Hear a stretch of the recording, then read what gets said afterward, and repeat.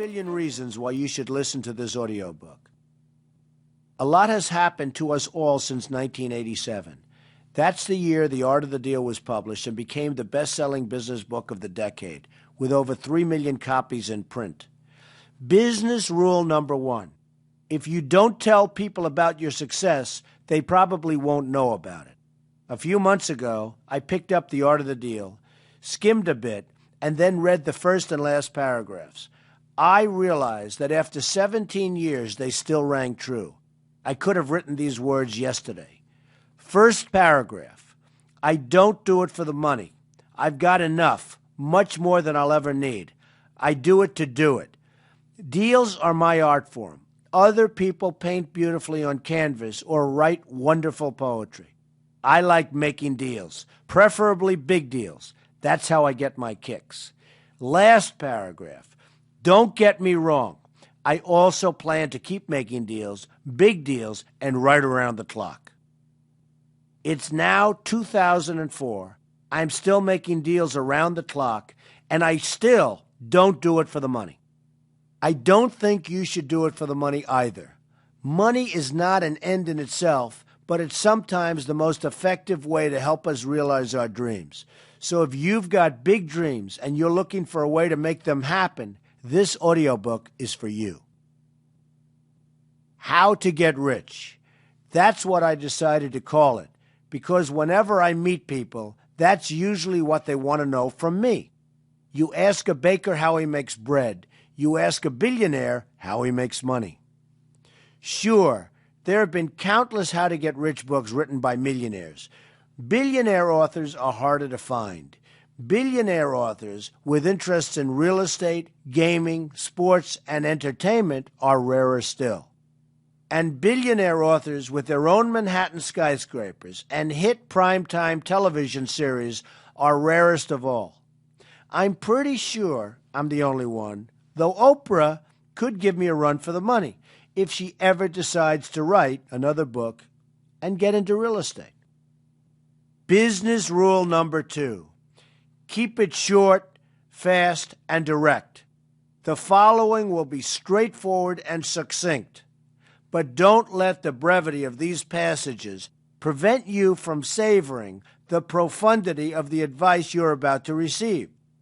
These stories and words of wisdom have been distilled from almost 30 years at the top. So here it comes, the scoop from the Donald. After you make your first billion, don't forget to send me a thank you note. You know the address.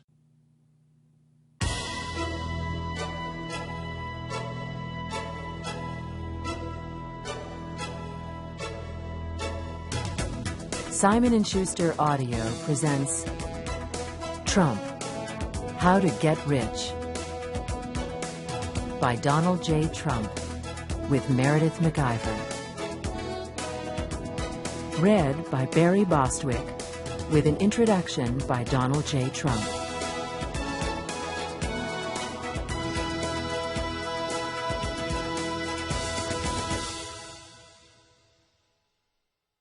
Part 1. The Donald J. Trump School of Business and Management. Be a general. I am the chairman and president of the Trump Organization. I like saying that because it means a great deal to me. There are almost 20,000 members of this organization at this point. I did a print ad once in which I declared, "I only work with the best." That statement still stands. More and more, I see that running a business is like being a general. Calling the shots carries a great deal of responsibility not only for yourself, but for your troops. Your employees' lives, to a large extent, are dependent on you and your decisions. Bad strategy can end up affecting a lot of people.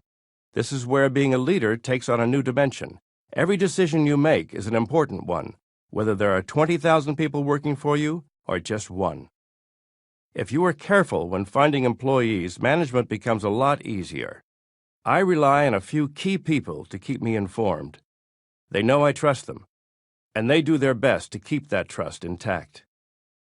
For example, when I need to know something about my casinos and hotels in Atlantic City, I know I can call up Mark Brown, my CEO, and get a fast and informed answer. If I call Laura Cordovano over at Trump Park Avenue and ask about sales, she'll give it to me exactly as it is. If I call Alan Weisselberg, my CFO, he'll tell me what I need to know in 20 words or less. My senior counsel and apprentice advisor, George Ross, can do it in 10 words or less. Find people who suit your business style, and you'll have fewer problems to deal with as time goes on. Good people equals good management, and good management equals good people. They have to work together, or they won't work together for very long. I've seen good management get by with mediocre people, and I've also seen excellent people get stuck in the mires of bad management. The good managers will eventually leave, followed by the good workers, and you will be left with a team that gets along because they're all mediocre. Save yourself time by getting the best people you can. Sometimes this can mean choosing attitude over experience and credentials. Use your creativity to come up with a good mix. Creative people rarely need to be motivated. They have their own inner drive that refuses to be bored. They refuse to be complacent. They live on the edge, which is precisely what is needed to be successful and remain successful. One of my former employees was in charge of a new project. He had done a thorough and acceptable job, but I felt that something was missing. It wasn't fantastic, which, knowing his capabilities, it should have been. I decided to challenge his creative ego by mentioning that it was fine, but seemed to lack inspiration. I politely asked him whether he was genuinely interested in the project and suggested that perhaps that might be the problem. Well, the guy went ballistic on me. He was deeply insulted. And as you can probably guess, the revision he turned in was terrific. The difference between the first draft and the final version was incredible. I didn't slam the guy because he was usually demanding of himself and had never let me down. But I had to give him a jolt. Generals motivate their soldiers. They inspire them when it is necessary. They do the same for the highest-ranking officers. We all need a boost now and then. Learn how to tailor your method to the personalities you are managing. Keep the big picture in mind while attending to the daily details. This can seem like a balancing act, but it is absolutely necessary for success in running a company. Stay focused. In the 1980s, I was riding high. After learning the essentials of real estate development from my father, Fred, a builder in Queens and Brooklyn, I'd become a major player in Manhattan, developing Trump Tower, the Grand Hyatt Hotel, and many other top-tier properties. I had a yacht, a plane, a best-selling book. One magazine headline said, "Everything he touches turns to gold," and I believed it. I'd never known adversity. I went straight from Wharton to wealth.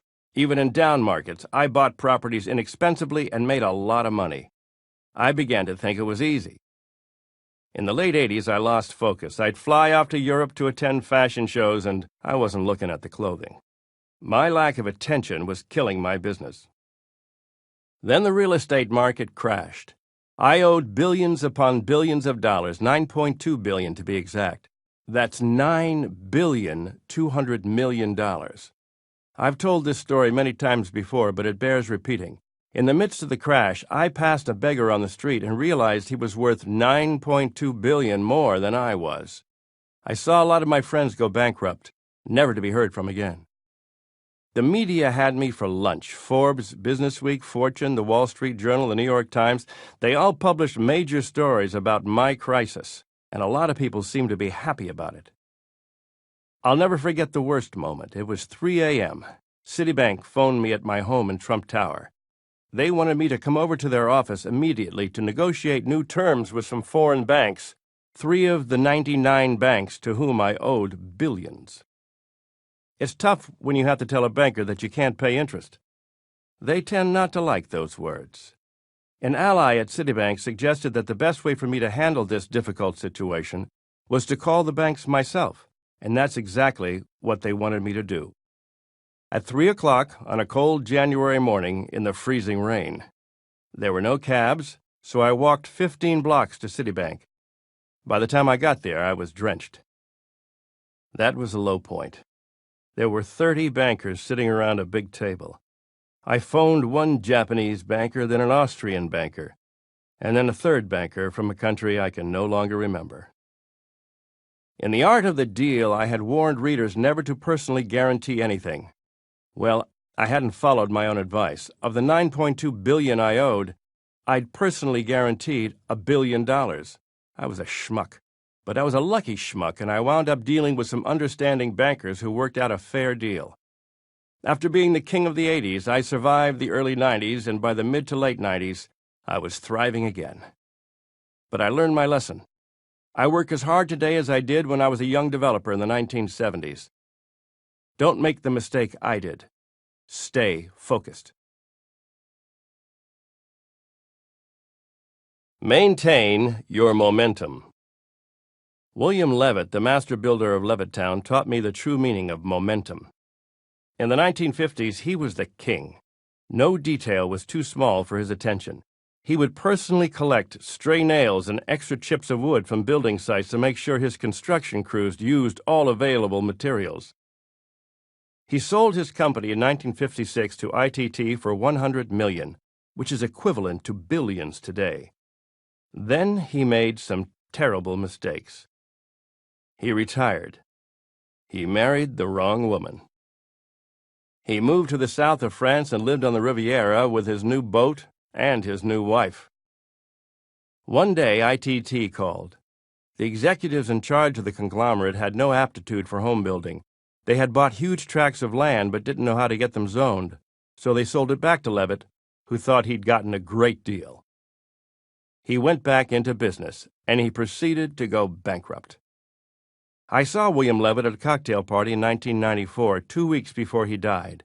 He was standing by himself in a corner, looking defeated.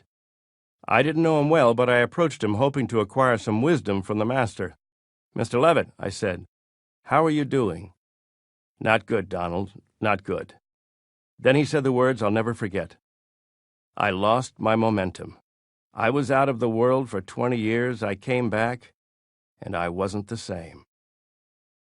No matter how accomplished you are, no matter how well you think you know your business, you have to remain vigilant about the details of your field. You can't get by on experience or smarts. Even the best surgeons need to be retrained regularly to stay current on the latest research and procedures. No matter what you're managing, don't assume you can glide by.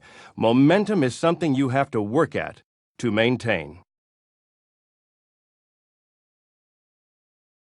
Get a great assistant. Surround yourself with people you can trust. I often say it's good to be paranoid, but not when it comes to your home team.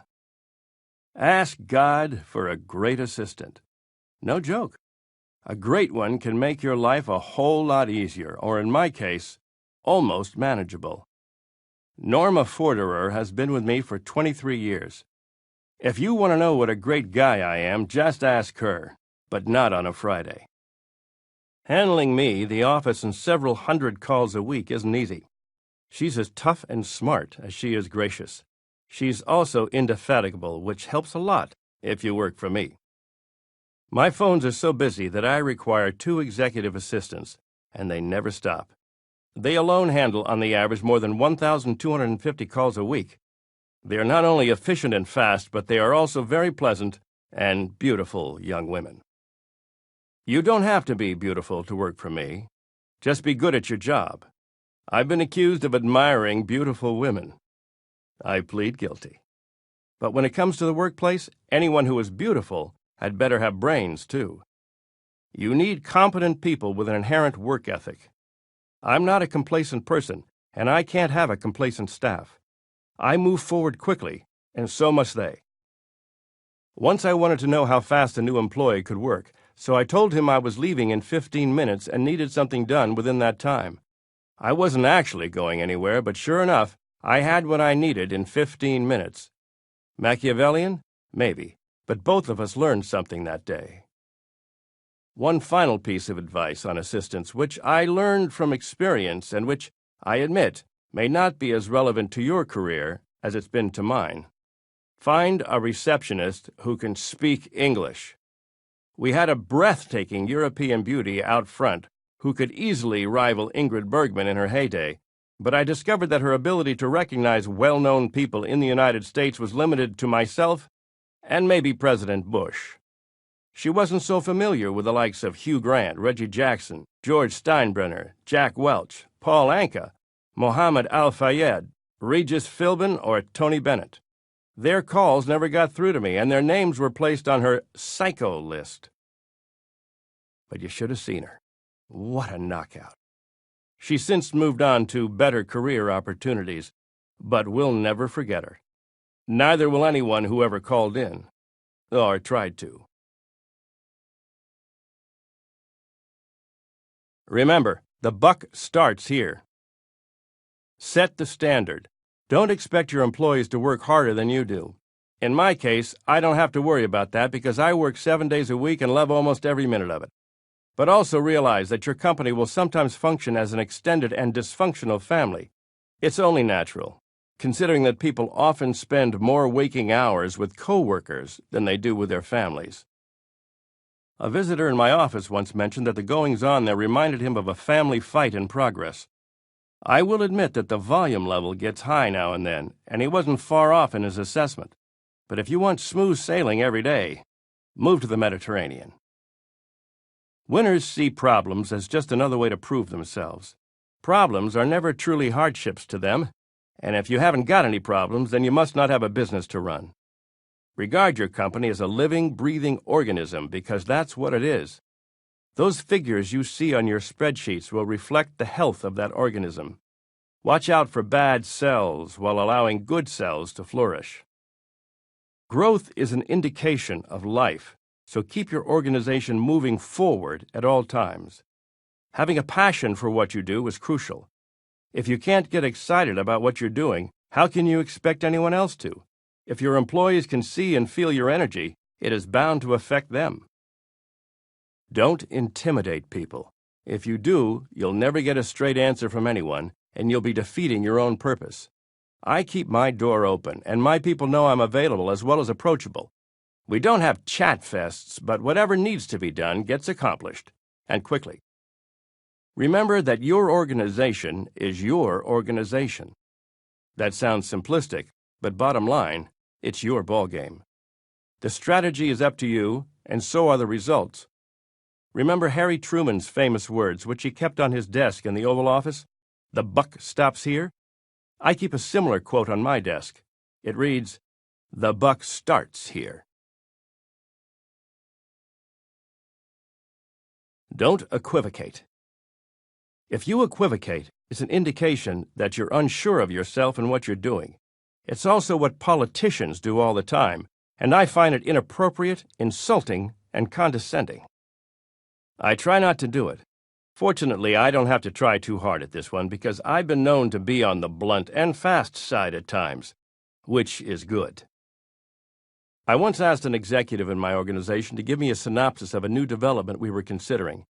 He'd been to the city in question, had spent some time there, and had done some careful investigating. He went on to describe the merits of the site, the pitfalls, the good things, the bad things, the pros, the cons, on and on in great detail. He must have talked for 10 minutes straight. Judging from what he was telling me, there were just as many reasons to drop the project as there were reasons to jump right in and get going. It was like a tied game with no overtime. I asked him more questions, and we ended up exactly where we were before. He was on both sides of the fence at once, and didn't seem to want to take a stand either way. This guy had a lot of experience and a good track record, so finally I asked him what he thought of the project in 10 words or less. "It stinks," he said. He had 8 words left, but he didn't need them. Ask yourself 2 questions. Number 1, is there anyone else who can do this better than I can? That's just another way of saying know yourself and know your competition. If your competition is better than you are, you need to offer some quality they lack. Number 2, what am I pretending not to see? We can all get swept up in the euphoria of a creative moment, or what former President Richard Nixon's speechwriters used to call the lift of a dream. Before the dream lifts you into the clouds, make sure you've looked hard at the facts on the ground. Bullshit will only get you so far. I think it's funny that the phrase most closely associated with me these days is, "You're fired," because the truth is, although I've had to fire people from time to time, it's not a big part of my job. I much prefer keeping loyal and hard-working people around for as long as they'd like to be here. There's a wonderful lady in her 90s. Amy Lewerson, who worked for my father and still reports to work every day at our Brooklyn office. Here at the Trump Organization, Helen Raycotts has worked for me from the day I moved to Manhattan, and she still puts in long hours every week. She is 82. Once I delayed firing someone for 2 years because this guy always had such a great line of bullshit every time I came close to the topic. No matter what was going on, he had some huge deal lined up that was just about to come through. He managed to string me along for 2 solid years, and I believed him every time, or wanted to. Finally, I was forced to realize that his claims were bogus, but I gave him every chance before finally axing him. Unless your boss is a total sadist, he or she doesn't want to fire you or cause hardship to your family. If you think you're in danger of being fired, take control of the situation and ask your boss for a meeting. Make sure you ask for the meeting at the right time. Tell your boss you want to make sure you are communicating and doing your job to everyone's satisfaction. Of course, if your boss is a sadist or just a lousy communicator, you've still got a problem. In that case, fire your boss and get a better job. There's no sense in trying to cope with a bad situation that will never improve. I never try to dissuade people from quitting. If they don't want to be here, I don't want them to be here either. No one has ever come to me with an ultimatum. People see how it works here, and if it doesn't suit them, they move on. Sometimes it happens quickly. A qualified and experienced receptionist worked here for a grand total of 6 hours. She realized right away that the pace just wasn't suited to her, and she very politely told us so and left. I appreciated her quick thinking and efficient decision-making skills. She'll have a successful career somewhere else.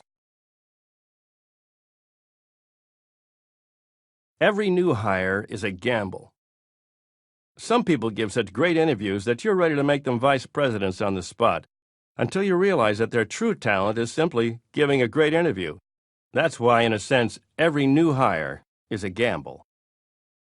Impressive credentials don't always add up to a great performance or a good fit. Non-existent credentials don't necessarily mean a no talent. Being circumspect helps a lot and keeps you from being surprised. People can offer an interesting mix of pros and cons. Time will do the weeding out for you. All you have to do is pay attention. What I look for in employees is a sense of responsibility that goes beyond what is merely sufficient. Some people do the bare minimum, and some people will actually be concerned about the organization as a whole. They see themselves as having a direct relationship to the success or failure of the company they work for. They believe they are important, and their work shows it. If you can instill this sense of worth in your employees, you will have a tip-top team working for you.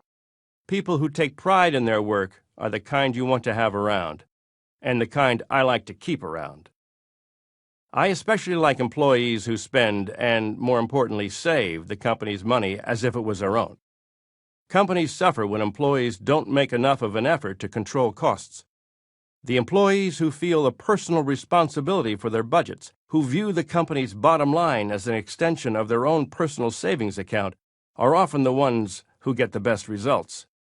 If you let your boss know that you're watching out for his or her bottom line, you'll always be appreciated. I respect employees who can think on their feet. So does George Ross, my senior counsel. His assistant, Carol Berkowitz, was helping out at the front desk one day when she received a call from a stranger who said she was about to commit suicide. Carol deemed the call credible and took a few moments to listen to the distressed woman. Carol asked her where she was from, and the woman replied that she lived in Southern California, not far from the beach.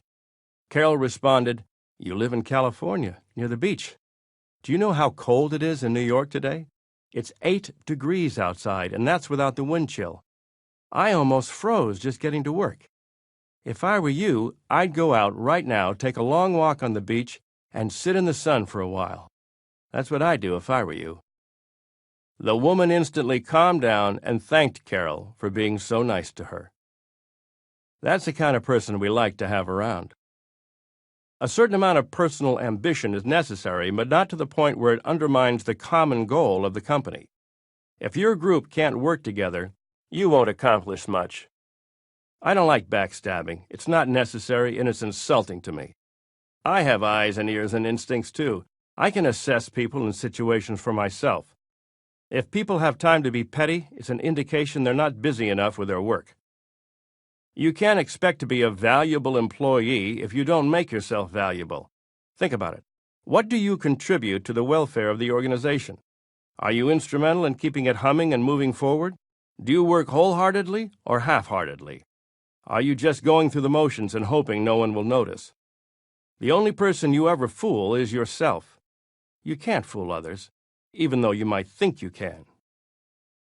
A lot of people say they're going through the motions because their position isn't challenging or rewarding and there's no room to grow. It's a dead-end situation. That might very well be. If so, look elsewhere for a company that could offer you a promotion in your particular area of interest or expertise. There are times when you should move on and situations in which the only way up is out. Ideas are welcome, but make sure you have the right one. If you run a company, make yourself accessible to your employees. If they feel they can bring ideas to you, they will. If they feel they can't, they won't. You might miss out on a lot of good ideas, and pretty soon you might be missing a lot of employees. I allow people to run their ideas by me. I don't have a lot of time, so they have to be prepared and succinct. I'm sure that's the protocol for any busy CEO. So if you're going to be bold enough to present your idea, make it as clear as possible and don't take it casually. Think of it as a presentation that could cost you a lot of money if you were to lose the client. Your boss's time is important, and you won't win any points by wasting it. Learn to recognize the fine line between being pushy and being intelligently assertive. It can be an issue of timing. Pay attention to what's happening around you and pace yourself according to that rhythm. I try to develop a tempo when I'm working. Someone who interrupts it is not going to receive a warm welcome. Also, remember this. The boss has the big picture. You don't. So if your idea doesn't meet with hurrahs, it could very well be that a similar idea is already in development or that your idea is not in step with plans that have already been made. This shouldn't discourage you because your initiative will always be noticed. But recognize when not to press an issue and don't expect a lengthy explanation of why. I like people who don't give up, but merely being a pest is detrimental to everyone. Once again, fine-tune your discernment. Know when to ease up. Keep your antennae up for another idea and a more appropriate opportunity. Sometimes we hesitate with good reason. There was one former employee who I liked a lot, but he reminded me of a jumping bean. He couldn't keep still for more than 3 seconds at a time. Even riding in the car with him became an ordeal because being in an enclosed space seemed to warm him up even more, and then he'd really get going. I finally learned to avoid him as much as possible, and that's too bad, because he was a great guy. But enough is enough. Too much will cause people to tune you out or wish that you would move to another state. Last I heard, the jumping bean was living in Montana. I only hope they have enough space there to contain him. And every time I hear about UFO sightings in Montana, I have to laugh. I know who it is. One last thing. If your boss says no to an idea, pay attention. Most likely, there's a good reason. No one disregards a terrific idea. It just might not be the right terrific idea for the company you're with. Maybe you're meant to go off on your own as an entrepreneur. Let that be an indication to you. It could be the beginning of your career rather than the end of it. Focus on the talent instead of the title. People who work for me know there's a lot more to me than my public persona. I'm not one-dimensional, and if you realize that the people around you aren't either, you'll be utilizing the hidden potential that just about everyone has. Whether they want to use it or not is up to them to a certain extent, but it's also up to a leader to recognize it, or at least to give it a chance to unfold. Most people don't like to stagnate, and if you want to keep your company moving forward, look around you now and then for fresh possibilities within your organization. Never let someone's job title be the sole indication of their worth. People at the Trump Organization have transcended their positions on many occasions. Matthew Calamari, the Executive Vice President of Operations, started as a security guard. After getting to know Matthew, I realized he had a lot more to offer than his job title warranted, and he has proven me right. He's a dedicated and trustworthy worker, and any CEO in his right mind would want to have him around. As an executive vice president, he is in charge of building operations and runs my entire security organization. He is in charge of major building projects with his brother Michael and Andy Weiss. Their most notable recent accomplishment is the new building on the site of the former Delmonico Hotel at Park Avenue and 59th Street. I'm calling it Trump Park Avenue. Catchy, right?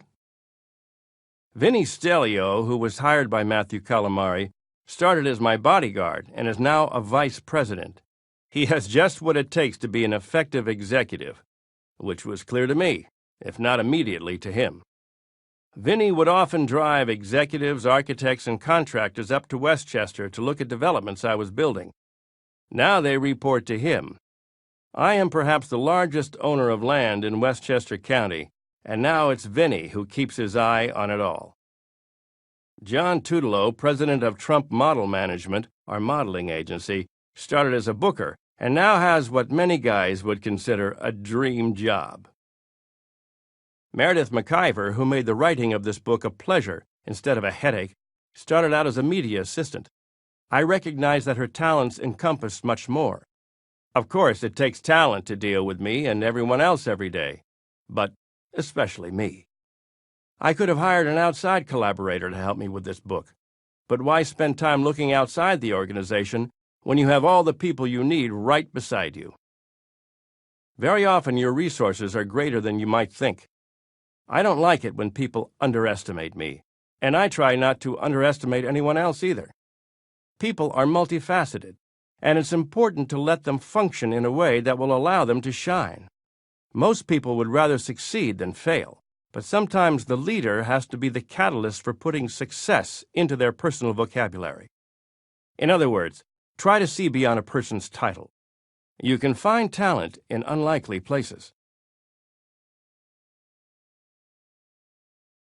Manage the person, not the job. I once heard a story about a guy who owned an advertising agency. There was one writer who drove the other writers crazy because he would appear to be doing nothing in his office. He made no attempt to look busy. Finally, his colleagues complained to his boss about his laziness. The boss suddenly perked up and asked, "How long has he been this way?" One of the other writers answered, "For weeks and weeks he sits there and does zip. It's like he's in a coma." The boss said, "I want all of you to be quiet and not to disturb him, and every now and then ask if you can get him some coffee or some lunch or run some errands for him." Needless to say, the employees were deflated and started grumbling. Then the boss explained his rationale. "Listen, the last time he was acting this way and the time before that, he came up with ideas worth many millions of dollars. So when I tell you not to disturb him, I have a reason for it." People have different ways of achieving results. I enjoy figuring out how each of my key employees excels. If people are your resource, you'd better try to learn something useful about them. Being able to do so is what makes a good manager a great one. Some people respond well to the fear factor. Ever hear this exchange? Question: How long have you been working here? Answer: Ever since they threatened to fire me. Well, it applies to some employees. Fortunately, I seem to attract people who enjoy working, but now and then a few slugs will show up, and the loss of face or job can be a good motivator for many. That said, it will always work against you to demoralize your employees in any way. I can be tough, but most people will admit I'm fair. You can crush people if you don't weigh your words carefully.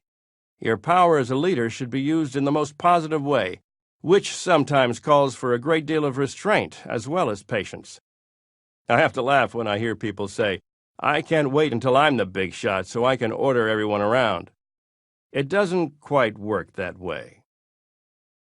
Abraham Lincoln made an appropriate remark that is pertinent to management.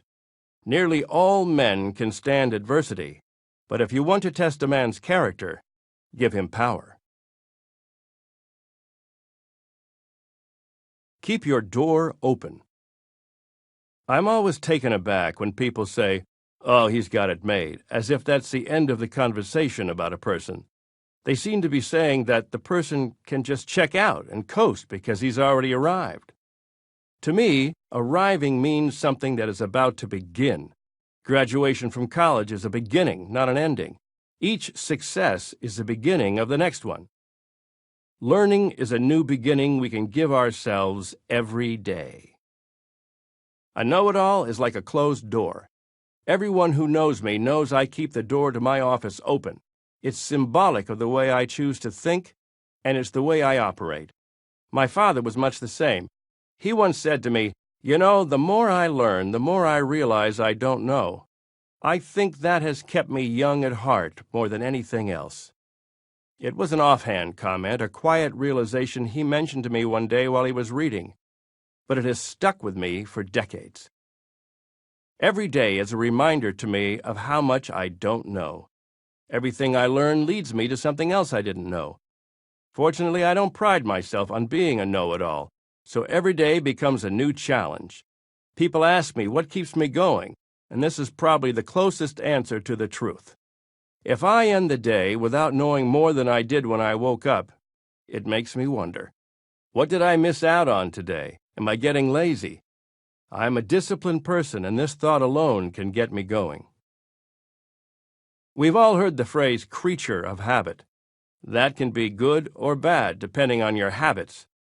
I've cultivated the learning habit over the years, and it's one of the most pleasurable aspects of my life.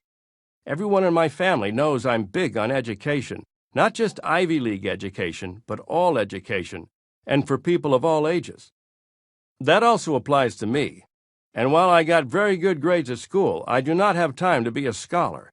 Still, it's something I aspire to in my quiet time. Possibilities unfold. The world opens up. My sister Mary Ann introduced me to the writings of Aldous Huxley. He was such a learner that when he was faced with a near-total blindness as a young man, he learned Braille and continued his studies anyway. His description of his predicament had not a trace of self-pity. In fact, he mentioned that it had offered some benefits. He could now read in bed at night, and his hands would never get cold because he could read with his hands under the covers.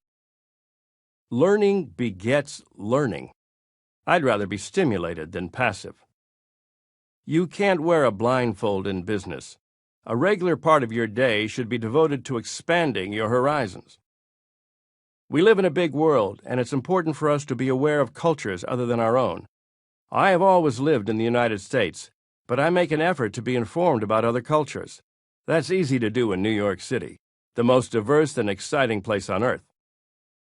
Someone who had been living abroad for a few years told me upon returning home that a frequent comment about Americans is that you always know exactly where we're coming from. The flip side of this is that we rarely know where anyone else is coming from. We're very much up to snuff about our own national events, but we are less aware of what's happening in other countries. All of us need to pay more attention to events outside our own realm. We are connected to each other in so many ways, politically, commercially, socially. Perhaps one of the reasons I've been able to sell and rent apartments to people of so many foreign nationalities is that I've made an effort to understand where they're coming from. Learn something new, whether you think you're interested in it or not.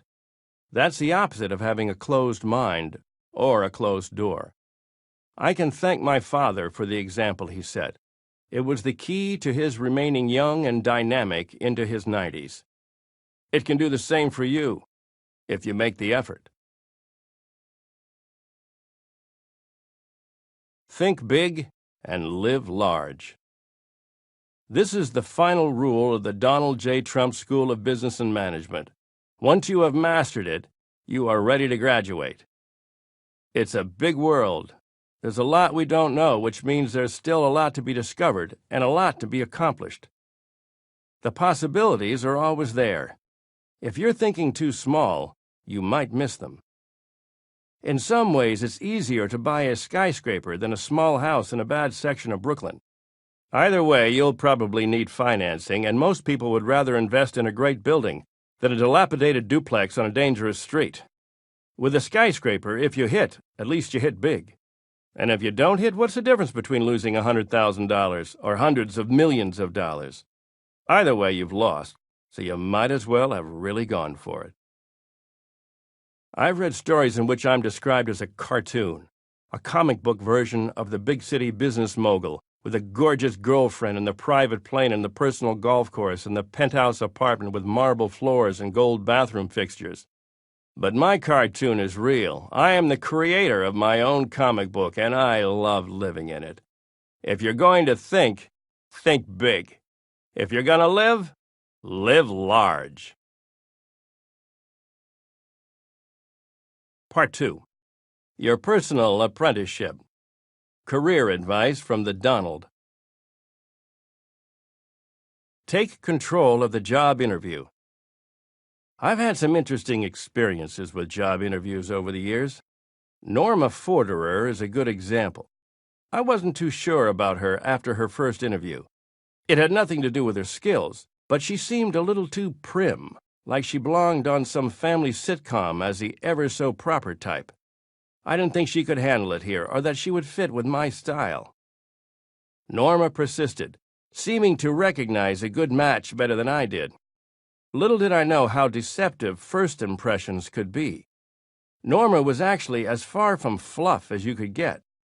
So I thought, okay, maybe. Her abilities were superior to those of anyone else I had seen. As it turned out, I called her back on the same day her mother died, but Norma gave me an offer I couldn't refuse. She'd work for me for 1 month at a low salary just to see whether we clicked, no strings attached. I thought, aha, she'll never last anyway, and I can decide on someone else in the meantime. After 1 month with me, she'll be out of here for sure. The hoity-toity type just won't fly, except out the front door. Needless to say, I underestimated Norma completely. I was duly humbled, and I must add grateful for being so. She was persistent and committed to getting the job, and she did it with elegance. Ask for your raise at the right time. When it comes to your career, certain moves should not be made without careful consideration of the old and very apt saying, timing is everything. For example, if you've decided to ask for a raise, look around first. So many times employees who I like very much do the dumbest things when it comes to conversations about their salaries. Jason Greenblatt, a young and brilliant lawyer who works for me, is terrific at everything he does. But one day, I swear, he must have been wearing blindfolds and earplugs. I was having an especially tough, vicious, terrible, miserable day that seemed never-ending to me and to everyone else. It was a grand slam rotten day. No one could possibly have mistaken it for anything else. Late in the afternoon, by which time I had had enough, I heard a polite knock on my door. I yelled, "What?" in my most exasperated tone. Jason nonchalantly entered my office, completely ignoring my angry welcome, and proceeded to ask me for a raise. I could not believe a lawyer as smart as Jason could make such a dumb move. I use his real name only because Jason knows how much I like and respect him, despite his incredible faux pas. But I have to tell you that I was ready to kill him. Was he joking? It's amazing, but he wasn't. He was dead serious. I couldn't believe it. Did he get a raise? Not that day. He almost got fired for stupidity, except that I told him to get out before I really lost my temper. I also told him that although he might be brilliant, his timing for certain things needed work, and that maybe he ought to start paying attention to what was going on around him. I remember thinking to myself, did I really hire such a person? But as I said, it had been a rough day. Jason is still with me, and he gets lots of raises because he's great at what he does. But now he always waits for sunny days, blue skies, and puffy white clouds on the horizon before approaching me. I told you he was smart. The best way to ask for a raise is to wait for the right time. It also indicates to your boss that you have a certain amount of discernment and appreciation for what he might be going through himself. I need my people to be plugged into what's going on with me. What impresses me most about people is their work ethic. A certain amount of swagger is okay, it's just another form of enthusiasm, but bottom line, I look for results. When I mentioned to a salesperson that I had to cut her salary because she'd made no sales in 9 months, she just about went nuts. But some things are common sense, What would she do if she had a non-productive salesperson on her roster? If you knew your company was scheduled to give a major client presentation at 3 p.m., would you approach your boss at 2:45 to ask for a raise? Money, like comedy, is all about timing. Be tenacious. The Art of the Deal contained a chapter called West Side Story, about my acquisition of the West Side Yards, a 100-acre property fronting the Hudson River from 59th Street to 72nd Street. The chapter title was a deliberate double entendre, as I knew that the popular musical West Side Story had taken 10 years to put together. Its creative team had included no less than Leonard Bernstein, Jerome Robbins, Stephen Sondheim, and Arthur Lawrence, so whenever I experienced setbacks or delays on my West Side project, I would remind myself that I had some very illustrious company. It's now 17 years later, and it's still a work in progress. But the example set by the architects of West Side Story has served me well. You don't create a classic overnight. I'm calling it Trump Place. It's a $5 billion project, the biggest development ever approved by the New York City Planning Commission. When it's done, Trump Place will have 5,700 residential units and more than 5 million square feet of commercial space. So far, 4 towers have been completed and are occupied, and 2 additional buildings are under construction. When we're done, there will be a total of 16 buildings on the site. Trump Place is a good example of why tenacity is crucial in business. I bought the property in 1974. We've hit snags along the way and made many changes over time, but for more than 30 years, we've persisted. At times, just about every executive will appear impatient, but to build something that endures, you have to take the long view. Recently, an employee told me that the pastor of her church had used Trump Place as an example of what a firm foundation should be, whether it be in faith, family, or, as in my case, buildings. The pastor, whose church was near the construction site, would watch each building go up and marvel at the immensity of the work. Each building could be 100 stories high, he said, considering the meticulous foundation work. My publisher sent me an inspiring book by Bill Shore called The Cathedral Within, which celebrates the commitment and hope necessary to build something that endures. It might be a cathedral, like the one in Milan, which took 500 years to build, or it might be a community organization or a business. Paul Davis, the man developing Trump Place for me and my partners, is a true cathedral builder.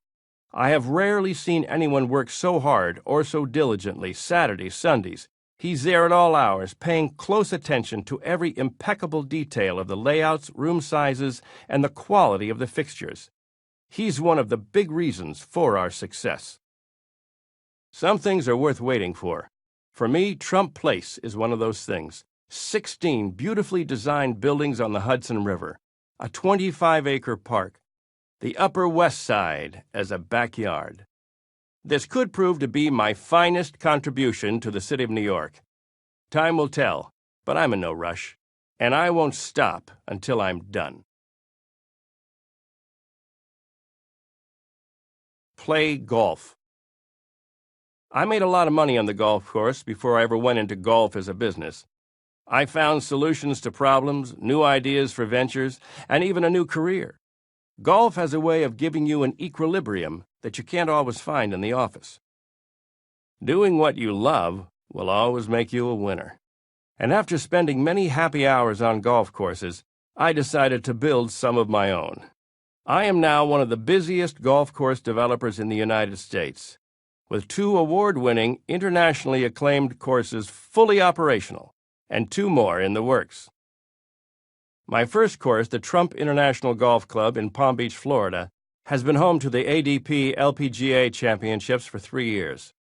When I first decided to develop the most beautiful golf courses possible, I did some research and got in touch with the most respected designers in the business, the Fazio family. Just as Michelangelo had an affinity for sculpting marble, some people have an affinity for sculpting land. In this case, Jim and Tommy Fazio designed a dream come true for any golfer, not only visually, but in terms of playability. The course opened in 1999 with its waterfalls and landscapes unique to Florida. Trump International Golf Club is already a landmark course in the state and the best course in Florida.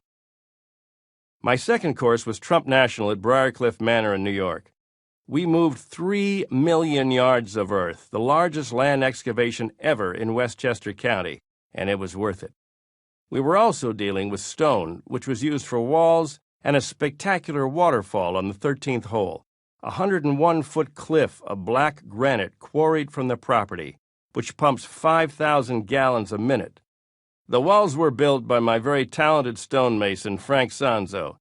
Membership costs $300,000. I think it's a bargain.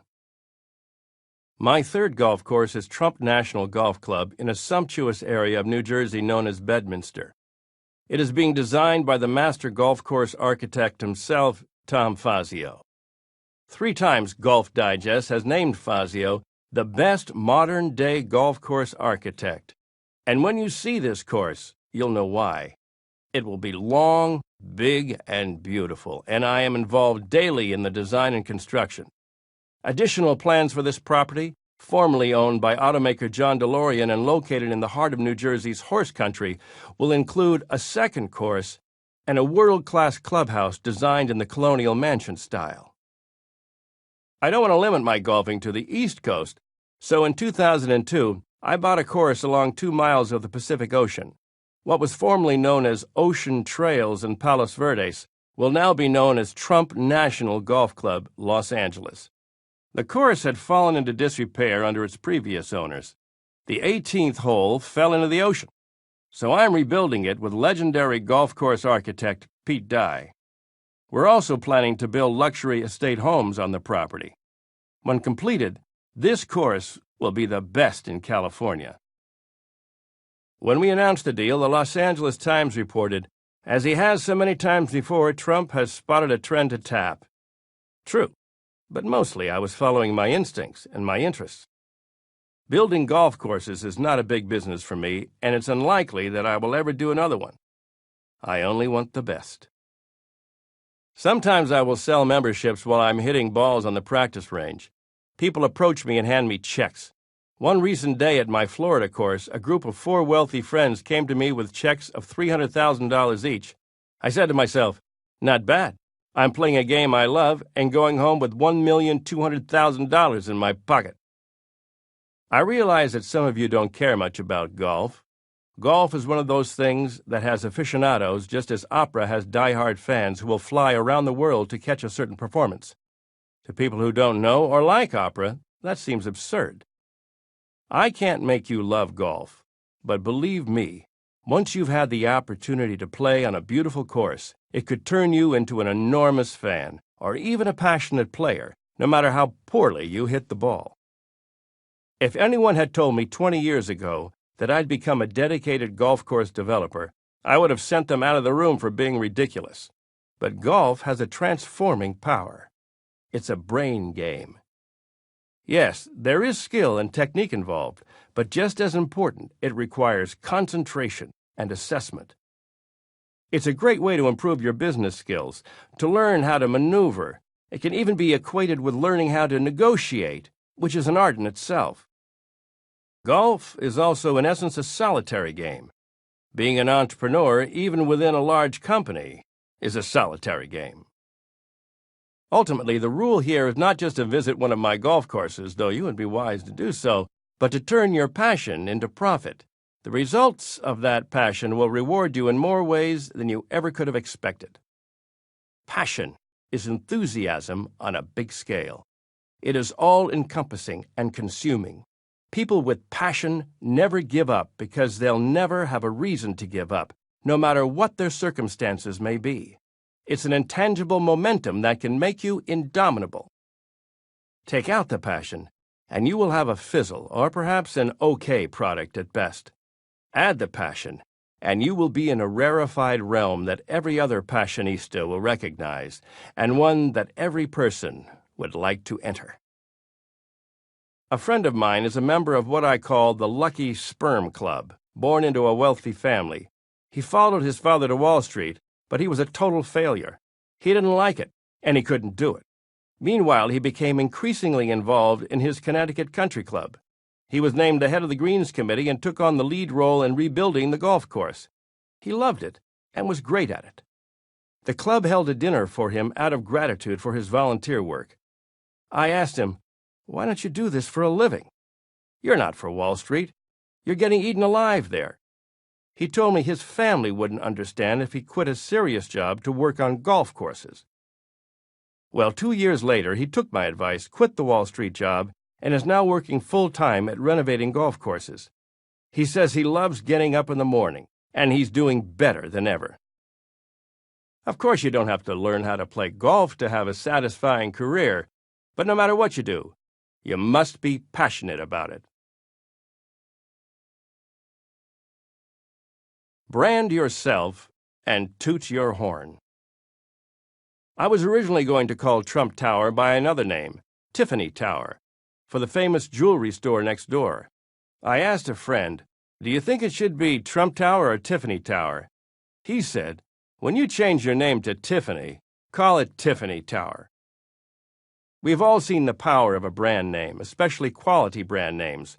Coco Chanel became world famous 80 years ago by naming her first perfume Chanel No. 5, and it's still going strong in a fiercely competitive market.